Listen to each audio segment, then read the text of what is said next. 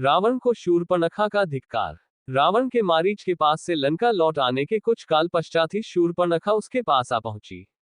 उस समय रावण अपने मंत्रियों से घिरा हुआ था। स्वर्ण सिंहासन पर आरूढ़ रावण वैसे ही शोभा पा रहा था जैसे सोने के ईंटों से निर्मित यज्ञवेदी में घी के द्वारा प्रज्वलित अग्नि। सम्रभूमि में साक्षात यमराज की भांति दिखाई पड़ने वाले रावण ने देवता, गंधर्व आदि सभी को जीत लिया था। राजोचित लक्षणों से संपन्न रावण ने वैदुर्यमणि, नीलम तथा तपाए हुए सोने से निर्मित आभूषणों से अलंकृत हो रहा था।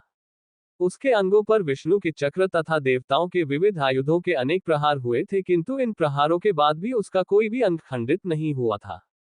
वह रावण पर्वत शिखरों को तोड़कर फेंक देने वाला, देवताओं को रौंद डालने वाला, धर्म को जड़ से काट देने वाला, दूसरों की भार्याओं के सतीत्व का नाश करने वाला, यज्ञों में विघ्न डालने वाला तथा दिव्यास्त्रों का प्रयोग करने वाला था।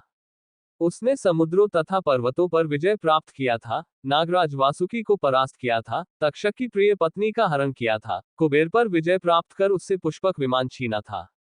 इंद्रादि समस्त देवता उससे भयभीत रहते थे, वायु देवता उस पर पंखा डुलाते थे, वरुण उसके यहाँ पानी भरता था और वह मृत्यु को भी परास्त करने की सामर्थ्य रखता था। उसने 10,000 वर्षों तक घोर तपस्या करके तथा ब्रह्मा जी को अपने मस्तकों की बलि देकर देवता, दानव, गंधर्व, पिशाच, पक्षी और सर्पों से संग्राम में अभय प्राप्त कर लिया था। मनुष्य के सिवा अन्य किसी से भी उसे मृत्यु का भय नहीं रह गया था। शूर्पणखा राम के द्वारा तिरस्कृत होकर अत्यंत दुखी हो रही थी।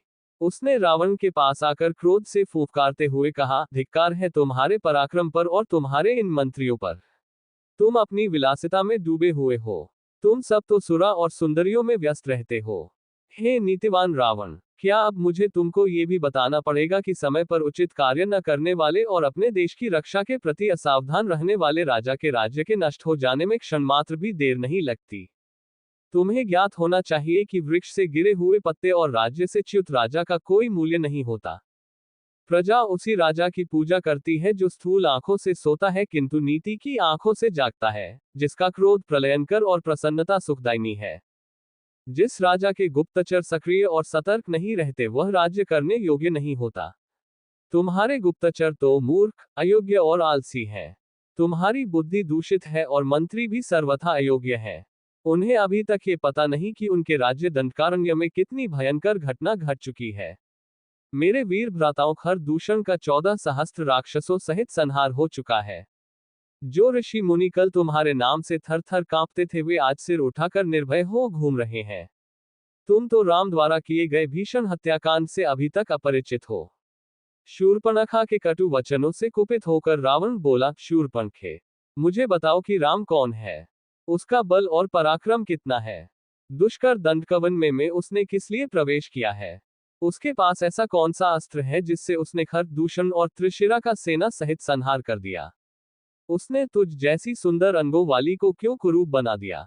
रावण के प्रश्नों का उत्तर देते हुए शूर्पणखा ने कहा, है भाई, महाबली राम अयोध्या नरेश दशरथ के पुत्र हैं। वे अत्यंत निपुण धनुर्धारी हैं। वे अकेले और पैदल थे तो भी उन्होंने मात्र 1.5 मुहूर्त 3 घड़ी में समस्त राक्षसों का संहार कर डाला। मैंने राम के बाणों की वर्षा से राक्षसों को मरते हुए तो देखा किंतु यह नहीं देख पाए कि कब राम ने धनुष खींचा और कब बाण छोड़ा। स्त्री होने के कारण राम ने मेरा वध नहीं किया और केवल अपमानित करके छोड़ दिया।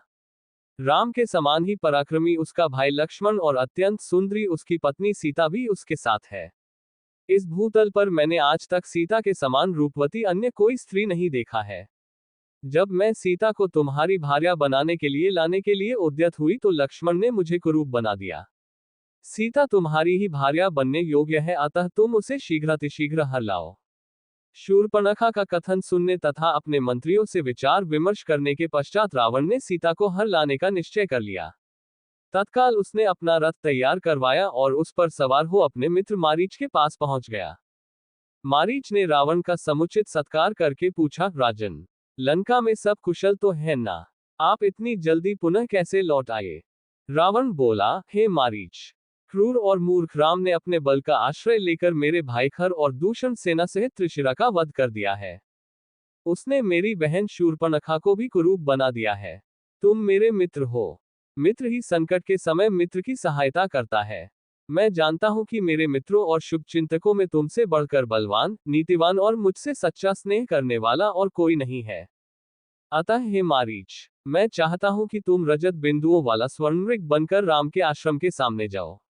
तुम्हें देखकर सीता अवश्य राम लक्ष्मण को तुम्हें पकड़ने के लिए भेजेगी।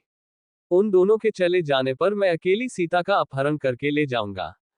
राम को सीता का वियोग असह्य होगा और विरह की उस अवस्था में राम को मार डालना मेरे लिए कठिन नहीं होगा।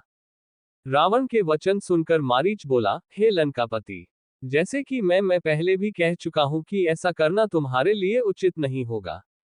ये कार्य तुम्हारे जीवन के लिए काल बन जाएगा।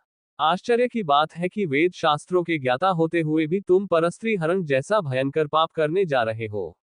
तुम्हें ज्ञात होना चाहिए कि राम के क्रोध से तुम बच नहीं सकोगे। मारीच के इस उत्तर से क्रुद्ध हो हाथ में खड्ग लेकर रावण बोला, मारीच, मैं तुझे अपना मित्र समझकर तेरे पास आया था, तेरा अनर्गल प्रलाप सुनने के लिए नहीं। तेरी कायरतापूर्ण युक्तियों को सुनकर मैं अपना विचार नहीं बदल सकता। सीता का हरण मैं अवश्य ही करूंगा और तू मेरे आज्ञा का पालन भी करेगा। यदि तू मेरी आज्ञा मानकर मेरे इस कार्य में सहायता नहीं करेगा तो राम लक्ष्मण से पहले मैं तेरा वध करूंगा। रावण के क्रोध से भयभीत होकर मारीच ने अपनी सहमति दे दी। उसकी सहमति से प्रसन्न होकर रावण बोला, अब सिद्ध हो गया कि तू मेरा परम मित्र है। रावण उसे लेकर दंडक वन में पहुंच राम के आश्रम की खोज करने लगा। जब आश्रम मिल गया तो मारीच ने रावण के निर्देशानुसार मृग का रूप धारण किया और आश्रम के निकट विचरण करने लगा। इस अद्भुत स्वर्णिम मृग की शोभा देखकर सीता आश्चर्यचकित रह गई और विस्मित होकर उसके पास पहुंची। मायावी मारीच ने अपनी मृग सुलभ क्रीड़ाओं से सीता का मन मुग्ध कर लिया।